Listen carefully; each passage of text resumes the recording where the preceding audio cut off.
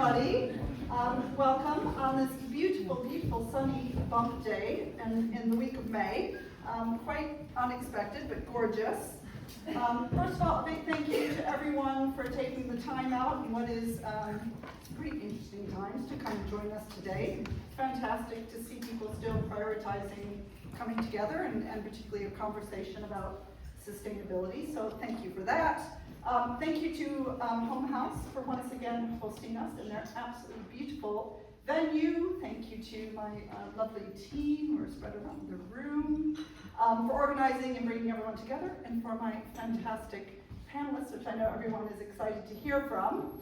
I think it's probably the understatement of the moment that 2025 is a pretty eventful year, and it's only the middle of May. All of us in business are facing pretty significant challenges, a huge amount of uncertainty. As a dual national, I'll apologize for the current group of individuals running my country of birth, and the way that has disrupted and unsettled and made our lives quite unpredictable and challenging. And I think we all know that's probably not going to settle down that much anytime soon. But as an industry, we're in it together. There are positive things happening in the world. People are still here today.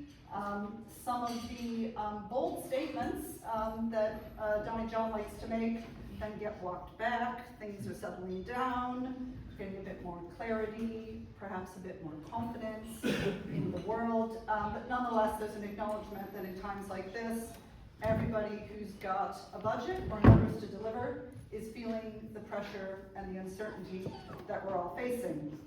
In the midst of that, we get lots of questions about, is sustainability discretionary? Should we be doing it? And you can imagine in the position of Positive Luxury, we see everything. We see businesses whose commitment remains. We see businesses actually investing more. We see some businesses taking changes like the EU Omnibus, or the opportunity to do some cost cutting or whatever it is, to walk back, quite tragically, to see from years of investment and commitment to change their values and sort of bend to the message of the moment. But I'm going to give everybody here credit for the fact that you're showing up, is showing that you're trying to resist what is a lot of short-term pressures on businesses right now. We acknowledge that. So what we want to really help businesses continue to build a case for and get behind is the fact that we have a really firm belief that investment in sustainability is the smart thing to do for the commercial success of your business in the long term, and to really work with businesses to help them use sustainability for commercial benefit in the near term as well. Yes, it's an investment. It doesn't pay back the day you start doing it, but in lots of ways it can really help your business, whether that's consumer preference, whether it's raising fundraising. I know lots of businesses who need cash in these times, whether it's making sure that you hang on to your employees who really care about the values of your business, whether it's rationalizing your supply chain. I could bore you for a really, really long time about all the different ways that, if you looked at it, sustainability can indirectly and directly benefit your business in the near term and long term.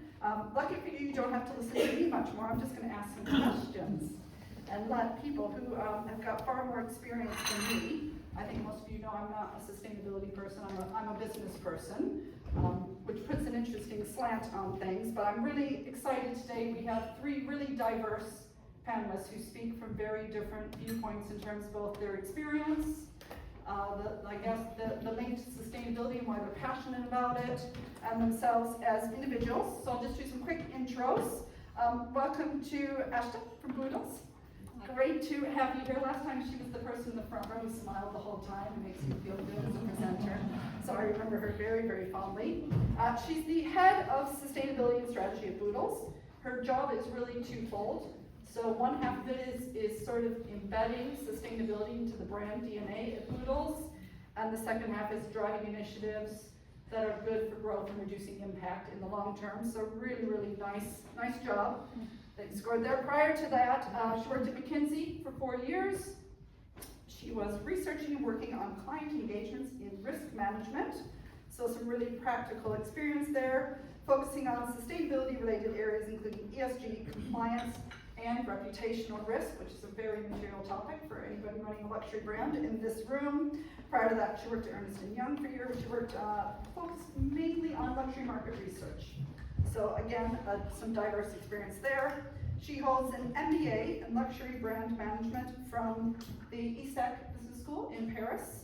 You have to go to Paris to get an MBA in luxury, it's very important. It deepened her understanding of sustainable practices across the industry. All right, my hair is just not going to cooperate today.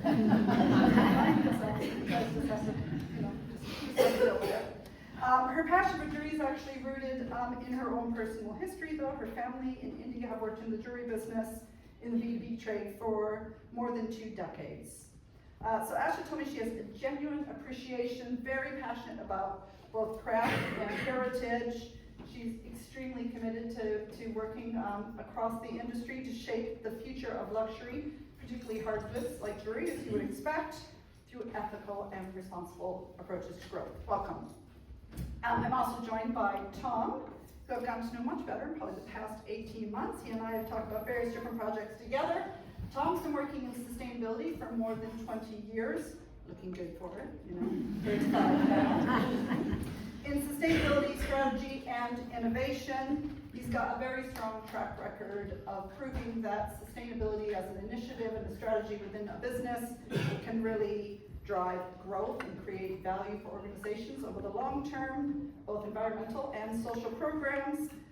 He's now working as an independent advisor, and Tom's worked with lots of different organizations, commercials, NGOs, consultancies, so really diverse background, but his roles and his clients that he's worked with in the past and the present are everything from consumer goods and fashion to tech and VCs, companies like Innocent Drinks, Kimberly-Clark, most recently full-time role Farfetch, VC firm, a really interesting one, Atomico, that some of you may have touched base with in the past. Tom holds a very strong belief that scaling sustainability requires making these programs investable. Nice finance perspective. Welcome, Tom. And finally, let's see, where's my driver? There we go, thank you. Sarah George from ED. So Sarah boasts more than 8 years of experience in digital media, more than 6 covering sustainable business and climate action stories for ED. She's part of the team that won the AOP, which is the Association of Online Publishers. I Googled that yesterday. Best Digital Editorial Team and Best Online Brand in 2020, so that's a great accolade. She's part of a workflow of more than 150,000 sustainability, energy, and environmental professionals in Europe. As content editor, she oversees ED's wide array of digital news, features, analysis, and op-eds.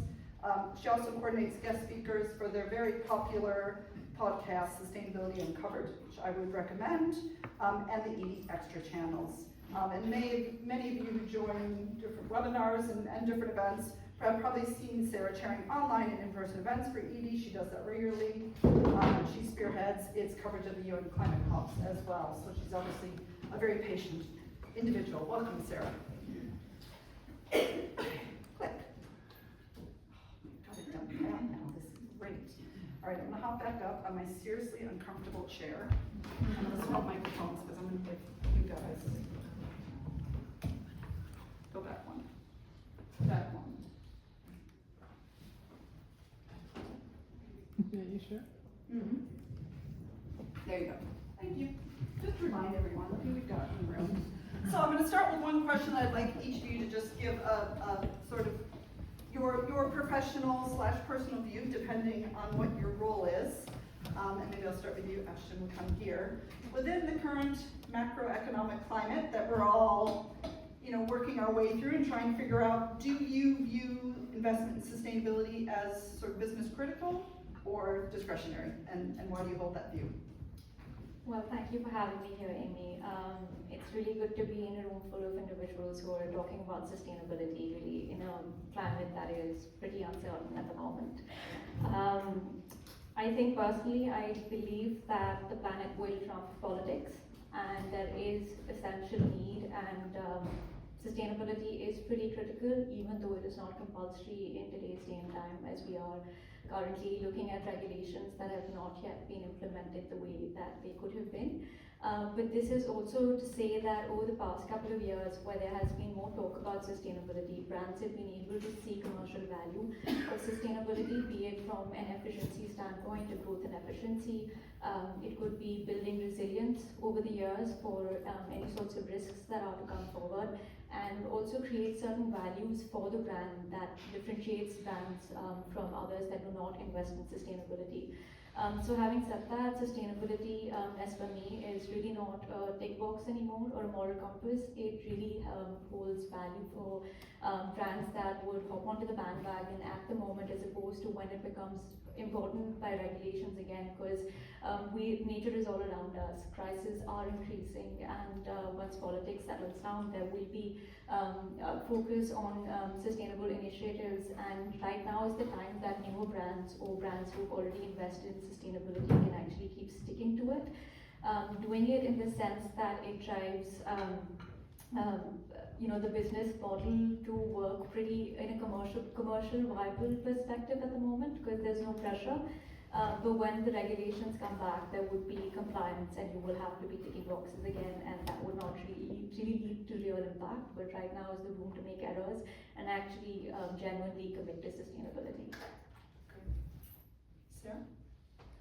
I like what you said about the planet will sort of trump in a way. It's similar to something that I wrote down, that some businesses and some policymakers would ignore risk, but when you look at the way that the big investors and the big financial institutions are reporting, they are looking out to risk long term, and smart businesses will already have increased their risk management due to pivoting during COVID, and this is only intensifying. This is not sustainability isn't a future theoretical nice to have, it's risks that are cascading now, and as you say, there are physical risks now, and while regulation may have been weakened and delayed, our own surveys have found that most people are carrying on with the reporting anyway. About 8 in 10 of our survey of 250 sustainability professionals last year are still preparing for the CSRD, for TCFD, TNFD, acronym salad, to the same timelines. As you say, there is now a sandbox to play with this and get this right before it comes into regulation. But beyond what you've said, you've also mentioned just the way that not only are there planetary forces and risks materialising, the markets just are moving themselves. The costs of technologies that 25 years ago when we were set up were sky high are coming down. So I would say that most businesses will still be following the markets, doing the work in quiet, maybe re-collaborating. I do think that bold rollbacks of everything are the noise, not the norm, is what I would say. And smart businesses don't want to undo the work of years. They still see this as critical, but are maybe rethinking their timelines and specific approaches. Thank you. I obviously wouldn't be a sustainability professional without saying yes, it is a critical investment, but I think it's a yes but, because I think sustainability is such a broad subject and often quite a nebulous term, and for me it really matters about what you're investing in. Some bits of sustainability are like other intangible assets within a business. So no business would say, yeah, we are really clear on what the return is that we get from our brand investments. You can measure it in a number of different ways, but it's actually really hard to give a really clear ROI on that kind of investment, or in culture, or in innovative capacity. But there's no business which would say, we don't want to invest in marketing, we don't want to invest in our culture, we don't want to invest in innovation. Sustainability can be like that. If you look at the intangible bits that you're wanting to get a return from, it's just about understanding what kind of returns you want. And then even on the harder side, where sustainability is aligned to efficiency or cost reduction, you can measure that, but you need to want it or need it in your business to warrant an investment in it, because you do need a return from, investment in the term, you need to get a return from it if you invest in it. So it's about finding the things within business which will give you a return that are related to sustainability. Ultimately though, it is a choice, because you can make money by doing lots of bad things, or you can make money by doing not even bad things, just by things which won't contribute to a better planet or a better society. So you do have to make a choice to want to invest, but there are then ways of making money from that choice. Thank you. And Tom mentioned sort of intangible brand values and the fact that it is, you know, it's nobody runs a luxury brand is not going to value that, but how do you quantify it? Boodles has got, you know, such a strong heritage within the luxury space. It's got 6 generations of family ownership, so this is a really, really strong sort of classic luxury brand that's been around for over 200 years. How do you balance that sort of heritage identity with the sort of forward-thinking work and investment that you need to make as a sustainability professional in that organization? Thanks, Amy. I think that's a very relevant question for us, and I think luxury brands in general. So I'm going to take a minute, probably two, to just explain the heritage of the brand and what Boodles is really. We are, in fact, a family-owned business that was set up in 1798, so we've been around a while. And the course of the business has changed over the period. We started off as resellers of jewelry, and then went on to moving the focus on selling our own designs, and the iconic brand that you see now has basically been into work of selling our own jewelry for about 20 years now.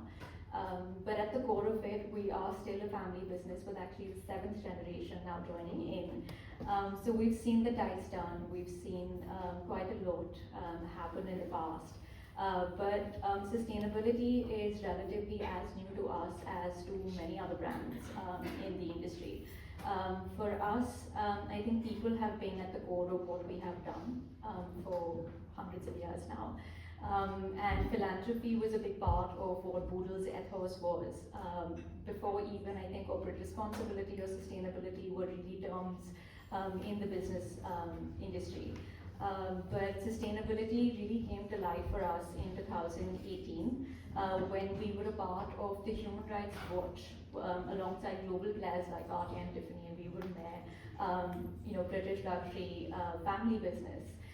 That solidified in our minds the fact that there are policies and procedures that really need to be put in place apart from just having good intention. So I say, to answer your question, how do we invest in sustainability while keeping a brand identity is by truly just being true to our brand's identity of building trust and having long-term relationships, but at the same time, investing in educating ourselves. So the managing director, who is James Amos, in 2020 went ahead and himself went to Cambridge to do a course on sustainability to understand it, and then use that knowledge to imbibe in different areas of business, and things have solidified since then. So it's really been a mix of educating ourselves, continuing to educate ourselves, and at the same time being true to our values of trust and partnership. Nice, thank you. Love the story about him actually educating himself. I would love to see executives more broadly have that kind of proactive desire and curiosity to the topic. Tom, you've done so many interesting different things in the past, but have always focused on trying to use sustainability to create value for those businesses, including, I guess, your most recent time at Farfetch, in what was a very explosive growth business in your time there. Can you talk to us about where it's been successful, how you approach that, what you've learned doing that across different types of businesses, and how you sort of cross-pollinate that information?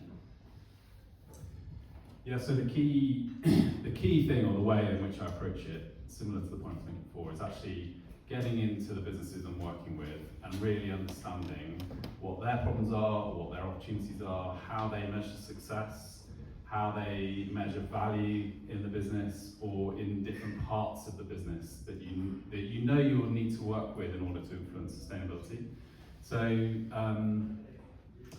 2 examples from Farfetch days.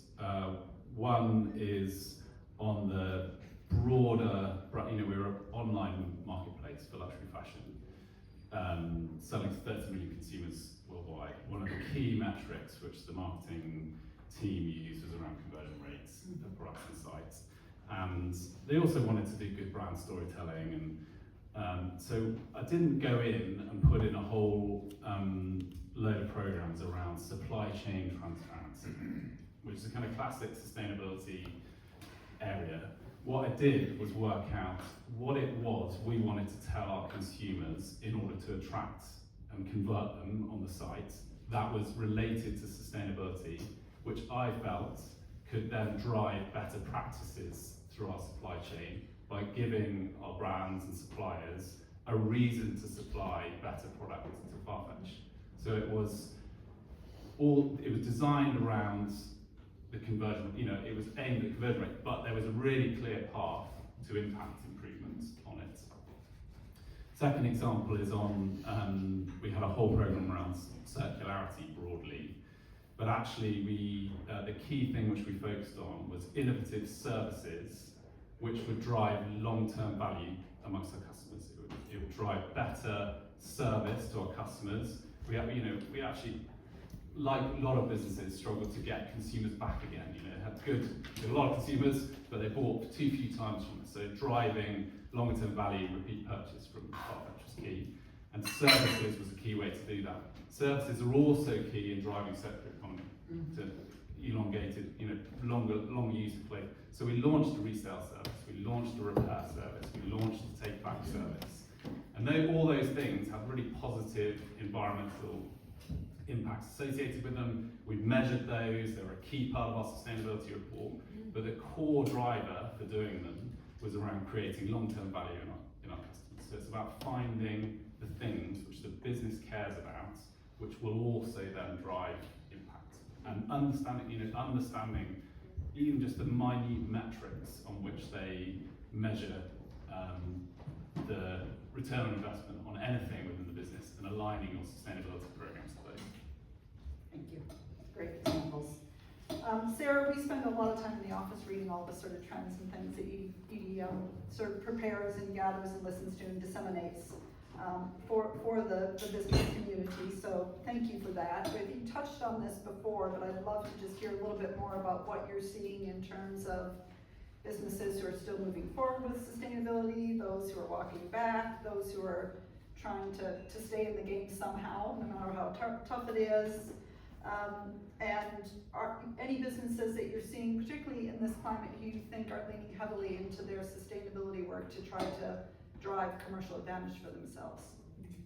I would say, as part of media, people do think we're sort of part of the bad guys, the people that to hype up a business of failing. They're looking at why Northvolt folded and isn't doing batteries anymore. They're looking at why textile companies folded. They're quick to say that everything is an added cost and it's just too complicated to do business. But as Tom has mentioned, this is a way of adding value, and as both other panellists here have mentioned, this isn't completely new. I'd say, as I said, that this is the sort of noise, the big headlines, what you're going to be seeing coming out of the US. I don't believe it's the reality.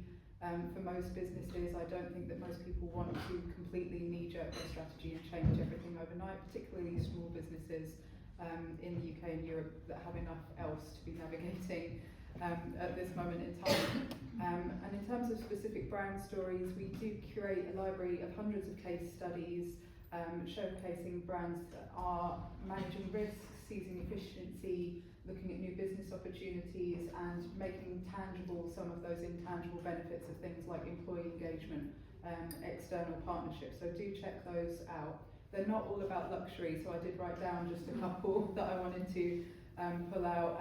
One being a former Positive Luxury Award winner, Monica Vineda, jewellery business, whose sales quadrupled between 2016 and 2023. So for them, sustainability is the core strategy and is the way of growing rather than something that's on the side. I think this is something you mentioned, Tom, that if it's not aligned with what the business wants to do with its strategy, it can become discretionary, it can be less impactful, it can get called out.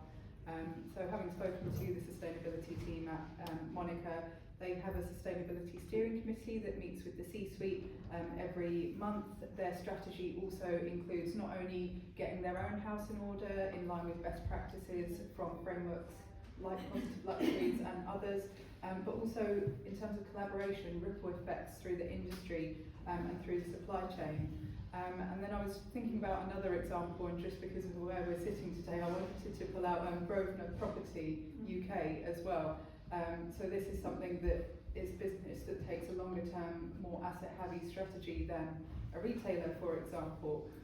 Their sustainability and innovation team for several years were one and the same. They saw this as a change management program, a core strategy program, and they really made it visible through a lot of their trailblazing projects, disclosing lots about the sustainability information of things like the Grosvenor Square Gardens redevelopment. And like Monica, they collaborate with industry. At the moment, they're working with tenants and other property firms to phase out gas in hospitality kitchens. So again, it's that ripple effect. And in 2023, they saw their revenue profits rise by 8 million year on year. So this is tied to the core strategy. It is paying off. And I'd say that while those are two different businesses, what I noted that they had in common is a clear strategy with C-suite buy-in, tangible action plans, innovation, collaboration, and following best in practice standards rather than trying to reinvent the wheel and scramble.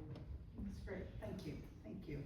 Tom, your career, you spent everything from, big corporates like Farfetch and that environment. You've worked as a consultant within consultancies, and now, as an independent advisor, you've worked with nonprofits, you've been in industry bodies, all those sort of things. How have those very different types of organizations with very different sort of, directives and focus shaped your view on return on investment more broadly in business and sustainability's place in that, and how does that shape the work you're now doing independently?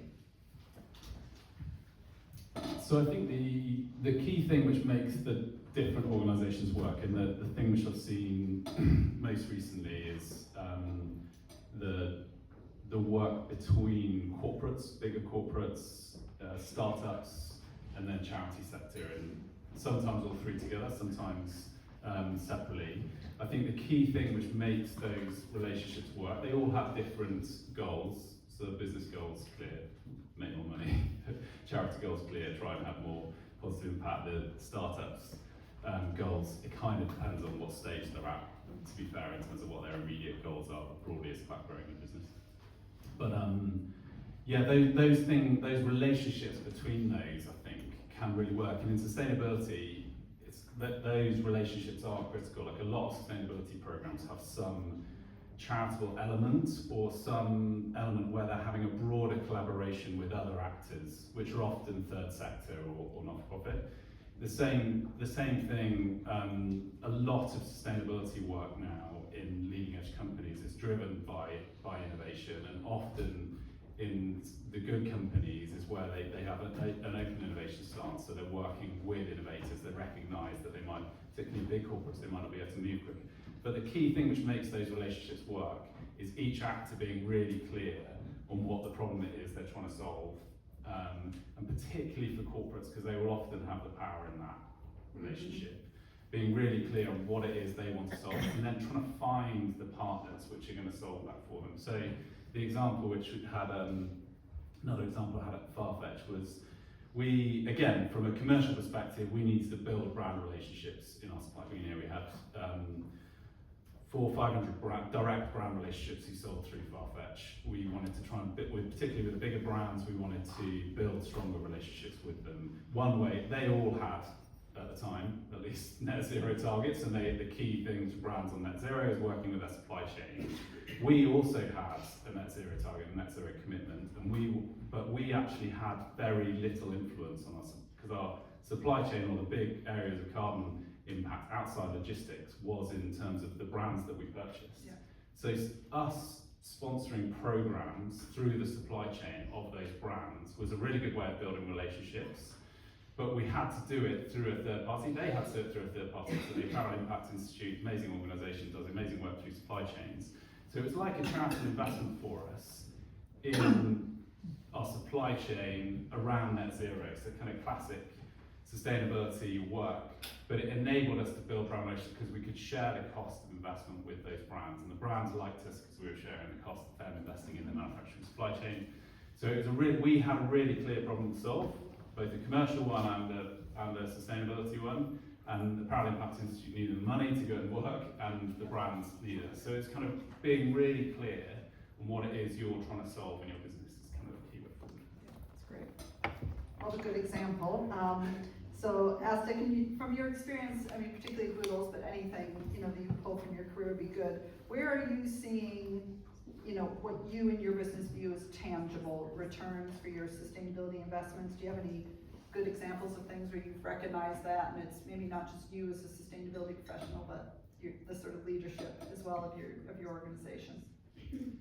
No, definitely. Amy, I think just pulling from my experience at Boodles, which I feel in the last 2 years has been transformative for me to really understand how a company works, and especially a family-owned business which has nuances of trying to be corporate but yet not getting there. So I think the return on investment is really not something that I would factor into spreadsheets. I think Dom had a great point where he was talking about return on investments for brands looking very different based on their strategies and what they want to achieve. So I think for us at Boodles, that return on investment has always been making sure that we can be clear with our customers and be transparent with them. So the most amount of value that has been driven into the business, and you can dive commercially as well in the growth that we have seen in the last 5 years, has been initiatives like Peace of Mind and SMO Gold. So all our jewelry comes from a single mine origin, all our gold comes from a single mine, and we can trace back that gold to that particular mine, as opposed to being another jeweler in the industry who has no idea about where that gold comes from. So the return on investment in that sense is really a differentiation that a brand has as opposed to any other brand. So I think that has been a true value add for the business. And in general, I would say, apart from the differentiation bit, there's also positive media recognition that is truly a return on investment in terms of sustainability, which drives value. And I think being a 6th-7th generation jewelry brand which hopes to be there for a really long time, it also helps us tap into the newer market, the newer customers who speak this language better than any of the older generations did. So these are the sort of return on investments that I would say that I have seen personally transform our business, our clientele, and our value streams as well. Excellent, and that brings us sort of very nicely back to the luxury consumer. And I'm interested, Sarah, again, because you've got a good helicopter perspective, what Edie is seeing in terms of the shifts in consumer perceptions, their attitudes, how brands should invest, how they should choose to focus in order to appeal to the luxury market as it's shifting the way we're seeing it move. Well, I think, as I mentioned, a lot of it from Boodles, the words I've actually written down are innovation and transparency, which is what you've mentioned. So the consumer doesn't want to compromise on quality, on product efficiency, whether they're a luxury consumer or whether you're buying a consumer good. There are so many surveys saying, the sustainability price premium, people would love to pay more to do the right thing. People won't do the right thing unless there's no friction and unless they're getting the same or better experience. So by enhancing innovation and traceability and transparency, you can build that story and build that value and build that trust in the quality. And I know that I've mentioned innovation a few times. The way I see it when I'm looking at innovation is that there's so many different kinds. It can be in how the business was laid out, like I talked about earlier.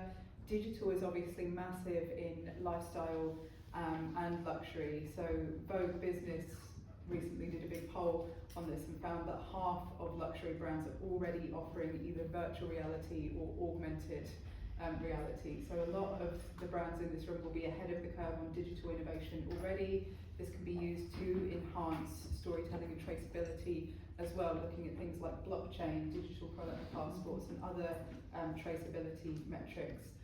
Innovation is also coming in the form of materials, so recycled materials, lab-grown diamonds, innovative alternatives to leather and furs, for example. And I see all of this becoming more important, as you mentioned, it is a storytelling opportunity, an opportunity to connect with the consumer and say that there's something that sets you apart, and also that traceability and trust piece. And this is just something I've been seeing as someone that's chronically online, is that I'm sure a lot of people have seen the trend on TikTok where Chinese manufacturers are coming on and saying, this is where your luxury brand is really made. etc. So I feel that people want that differentiator, especially in this culture of dupes, essentially. Everyone's looking for the same shade of lipstick but cheaper, the same handbag but cheaper. So for businesses, those are some opportunities to meet customer needs going beyond risk and cost management and looking into innovation and resilience. But I think I'd be naive to say that everything is driven by what the consumer wants. There's external market pressures, and we've mentioned some regulatory pressures as well. So I think at the moment there is a risk of green hushing, of not telling your sustainability story. As the EU moves forward with its Green Claims Directive and the UK moves forward with its Green Claims Code under the Advertising Standards Authority. If you're not sure about those and the legal repercussions, I would encourage looking them up. They serve as a really handy checklist as well. There's also just a reputational about speaking out at the moment, not only because of what's going on in the US, but fear of it landing wrong in the UK and in Europe as well. But those are things to be aware of, as well as just consumer demands. I think, as I've said earlier, just seeing one thing hyping up for a week and then knee-jerking away from your hard work isn't the way to go forward in general, I'd say. I would agree strongly with that, yeah.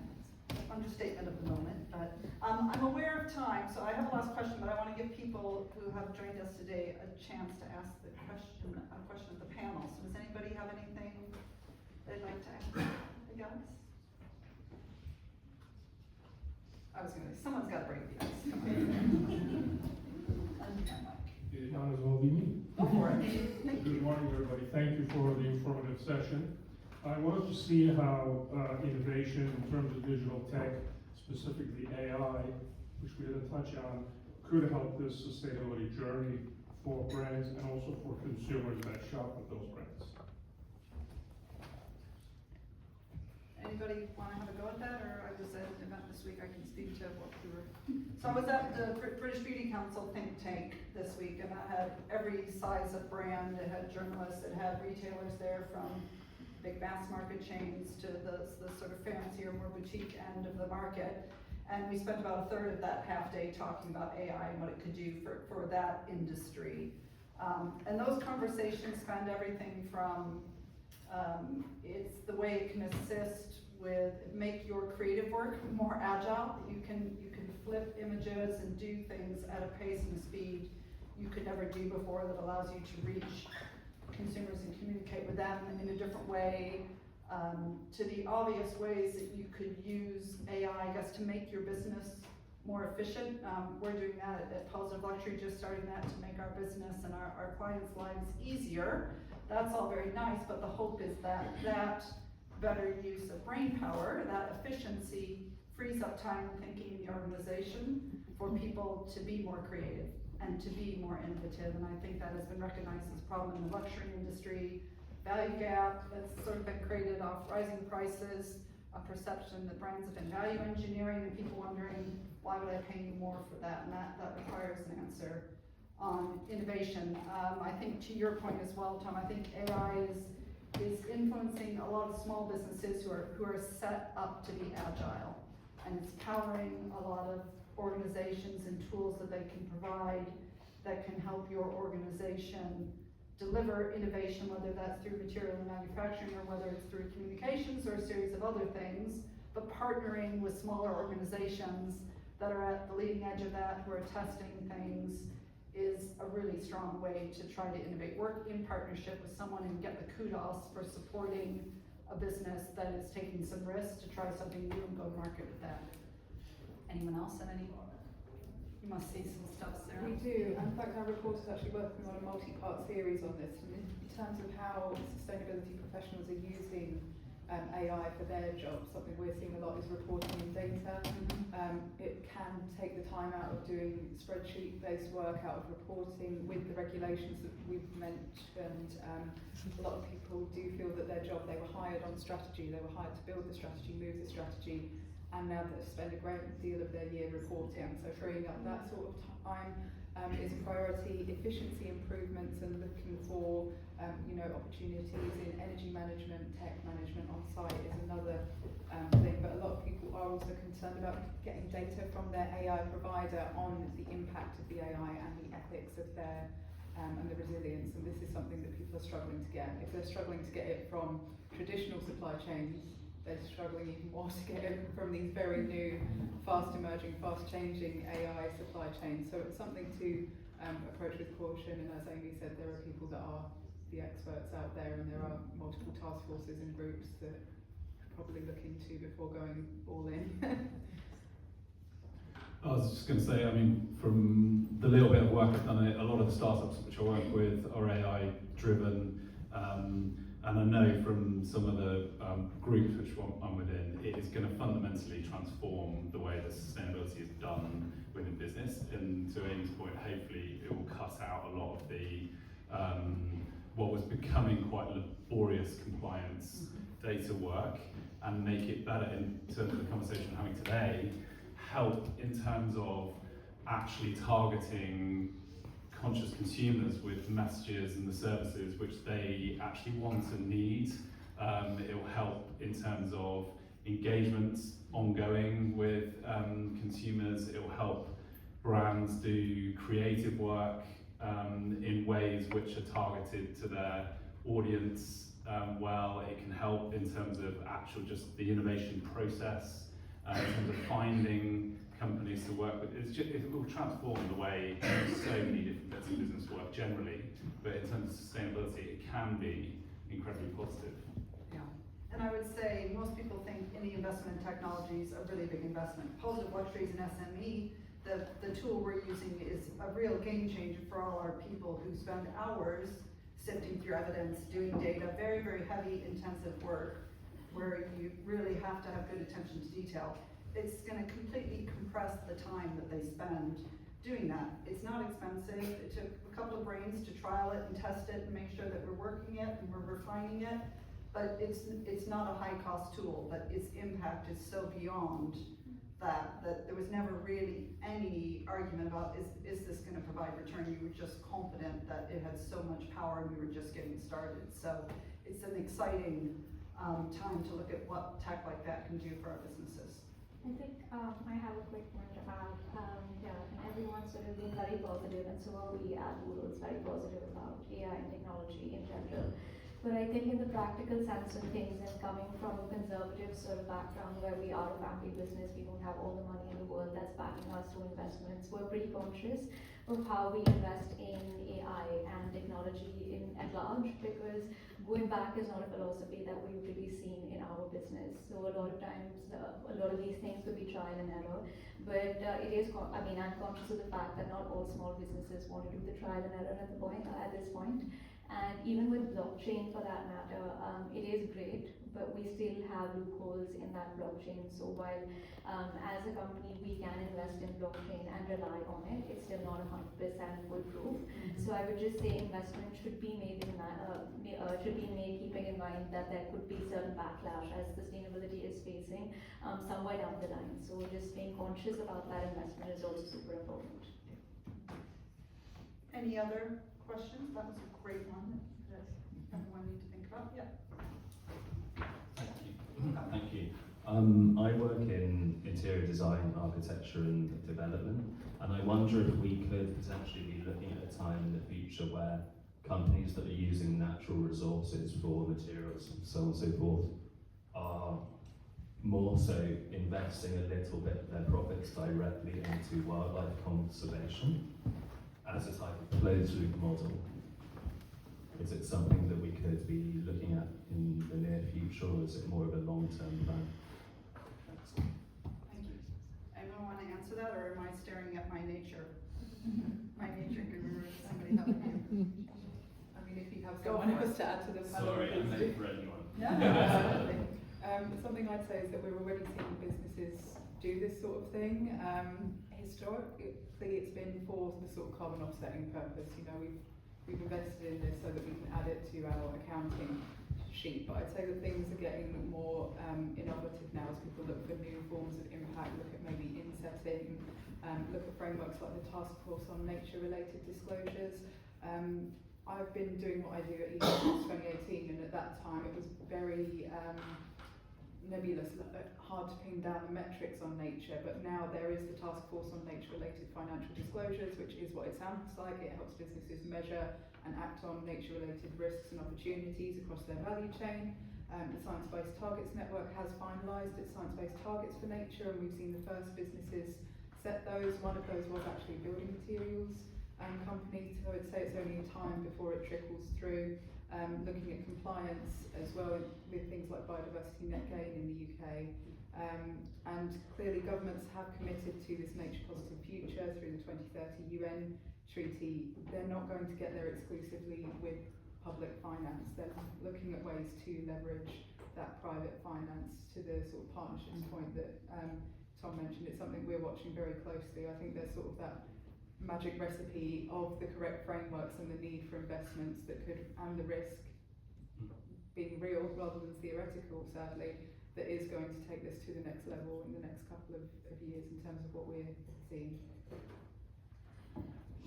I don't think companies who make textiles or interiors should be investing in wildlife conservation unless they're really integrated all the way back to tier 4 supply chain.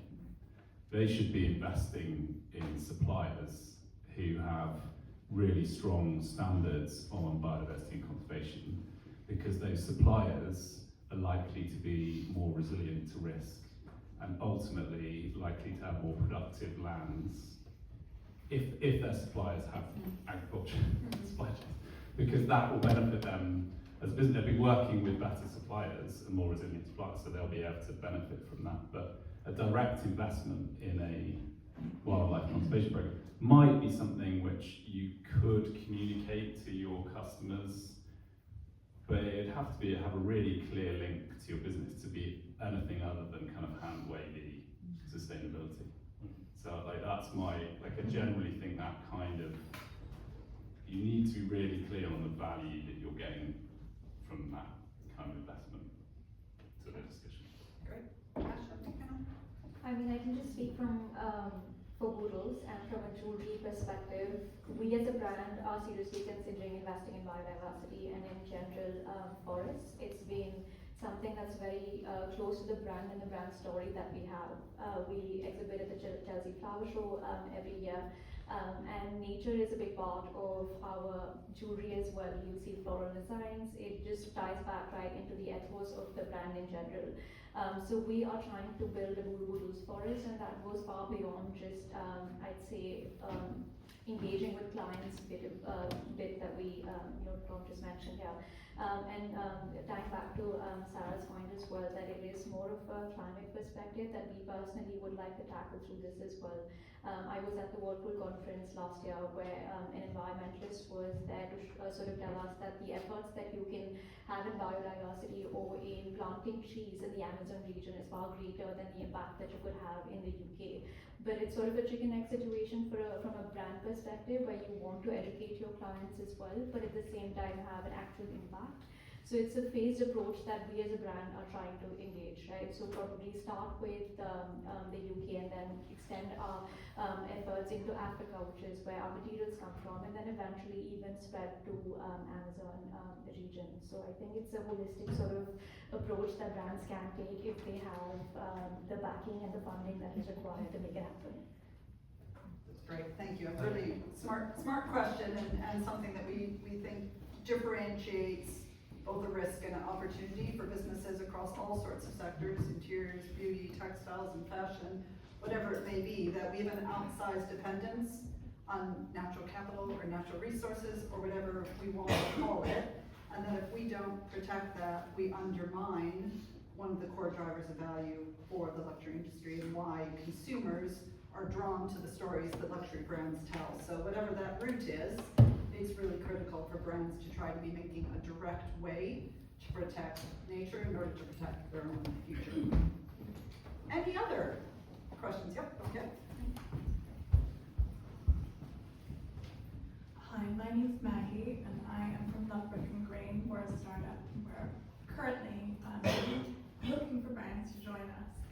I wanted you to elaborate, Sarah, on what you thought about this green hush that's going on, and why do you think it's happening? Because I've noticed it too, in fact, in searching for brands who are very obviously sustainable but aren't talking about it in a public way. And I wondered what you all thought was a good sort of marker or tool to use. Obviously, we have Positive Luxury, which is brilliant, and sort of B Corp. But I've also noticed in my search a lot of retrofitting, which obviously puts the fear in brands' hearts who are really doing the job. So if you could elaborate on that, that would be brilliant. Yeah, I mean, green hushing, big buzzword in terms of words like ESG, sustainability, etc., being removed from corporate websites.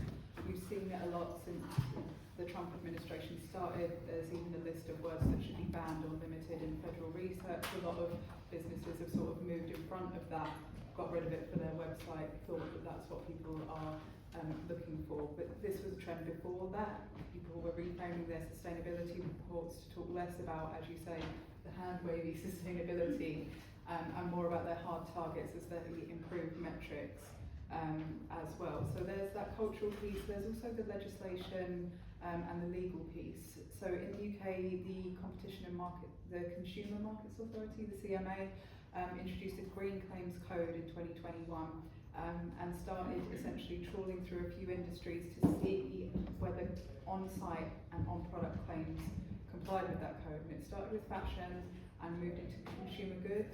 It didn't go with luxury or SMEs, it deliberately went for the big players, you know, your biggest fast fashion retailers, the consumer goods that you see in the aisle of your supermarket, to send a message and see what the biggest brands with the money to navigate this would be doing. And they did find it very widespread non-compliance. So I think this sent a sort of chilling effect, and then a lot of brands started saying, well, I'm not ready to comply, my marketing team aren't trained on this, I haven't got time to go through the list, we'll just pull it for now. So there was some hushing because of that. The EU is even looking at stricter legislation in the list to stop, you know, individual lawsuits and enforcement cases. They're looking at a Green Claims Directive, which would impose much stricter rules on what could be placed on pack and how that could be challenged and managed. So that's something that's going to have a lot of teeth. And again, I think a lot of businesses are moving ahead of that and just don't want to face into the risk or navigate that just yet, especially with the timelines for everything changing, as we've mentioned. So I think it's both cultural and regulatory that we're seeing, but everyone's talked here about there being a good opportunity for storytelling, new business opportunities, etc. So there is a fine line to be towed. But yeah, I could talk the whole hour about green hushing. I'll say that, and I'm so glad to hear it, because one of the things that we're doing is we're requiring GCC for every brand that we bring on board, and we're the first department store to do that. So at least we're on a little bit of a good path there, it sounds like. Thank you for that, Whitney. Great, thank you. We're over time, and I know we've got some people that need to sprint to an 11 o'clock meeting, so I'm gonna wrap up. Amelia, will you drive forward for me, please? Thank you. Sarah, do you want to just quickly throw out these couple of invites? Yeah, sure. Yeah, great to see so many new faces today. I just wanted to call people's attention to some of the things that Ely has coming up on the horizon. So if you've not been to an event before, it would be great to see you there. In keeping with the last question, actually, we're hosting a one-day workshop on sustainability reporting and comms in central London at the IET next month, 19th of June. Full info for the QR code, but this is for communications folks, marketing folks, reporting folks, compliance folks, CEOs, heads of sustainability. Do have a look. And I think I have one more. And then for those that are working on supply, looking at transparency, traceability, supplier relationships, and as Tom mentioned, sort of where to get involved, where not to, how to cascade this down effectively. We have another one-day workshop again in central London, 17th September, all about supply chain sustainability as well. So great to see so many people talking about sustainability, showing up, coming from comms, coming from reporting, coming from supply chain and impact. So it would be great to see you there if you are free on those days. Thank you. Cool, thank you, Sarah. And just so everybody knows, we're doing another piece of collaboration. We're just launching a new program where we are aiming to vet and connect responsible suppliers, particularly in the upstream part of your value chain is 2 brands. One of the most common questions we get is, can you recommend an ethical supplier that I can work with to solve this problem? So we're starting to build that out. And then finally, just to round off today, if you have not read our recent briefing, it's short but sweet, so it's not a over-intensive, but if you are a business trying to figure out where to look to unlock the value from investment in sustainability or build a business case to maintain it or grow it, download this, have a read. It's very simple, and hopefully it will help you connect the dots and make that direct line between your business and the value you need to generate and the good work that you want to do to reduce your impact. And with that, thank you very much to my panelists. You've been fabulous. Really